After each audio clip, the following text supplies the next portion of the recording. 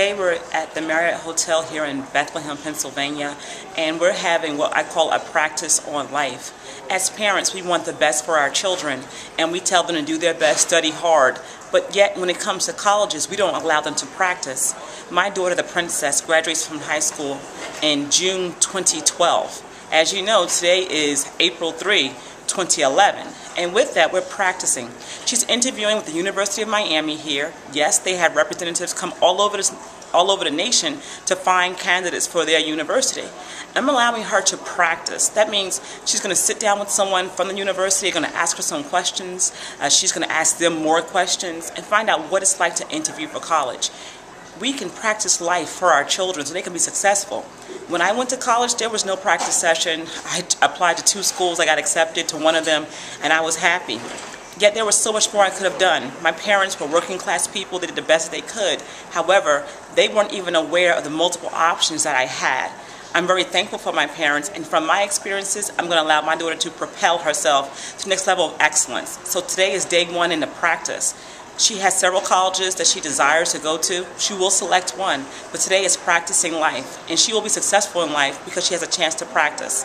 Just as we work out and we practice before the big game, you win the game in practice. So she's going to win in life because she's practicing right now. When there's no stakes right now, there's no pressure, it's just living and enjoying herself. Stay tuned, and I'll share more with you about the practicing of life with the princess on her way to college.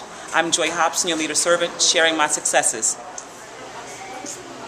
Hi, Christina. How are you? I'm good. How are you? Great, thanks. Where did you just come from? University of Miami interview.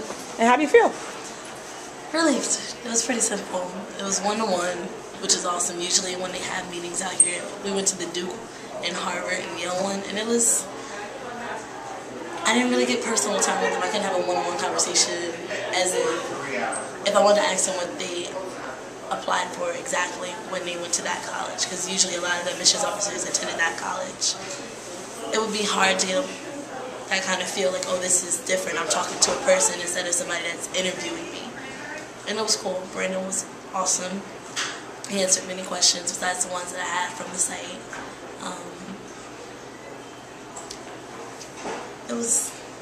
I felt relieved, very much relieved. It was easy. I thought it'd be like a suit and a tie conversation, like, oh, why do you think you should apply to this college?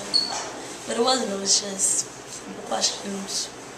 What do you like about the University of Miami? Extracurricular, you know, the whole shebang. Great. Do you think having this interview now makes you ready for having that big interview for when you're going to your senior year, ready to go to college? I think it's a lot simpler now. A lot more relaxed, so I don't have to go in there jittery like, oh my gosh, I don't know if they're considering me, because that's the main thing that you'll think about when you're applying for college. Will you consider me? What makes me different? And then they're a private institution, so it's like the stress level is even higher.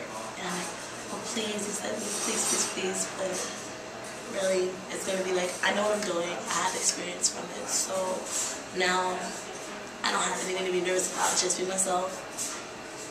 Give them more than what's on the application so they can just be prepped for it. You know, like, most people, it does require extracurricular activities across the board. Like, that's what they're going to mainly look at besides your SAT and your GPA. They're going to want to know you and what makes you awesome enough to go to college, basically. Because you don't want no average Joe at your college. It would be nice, but I mean, you want somebody that has background experience, somebody who better your school and give back to your school. So, Great. Thanks so much, Christina. you're welcome.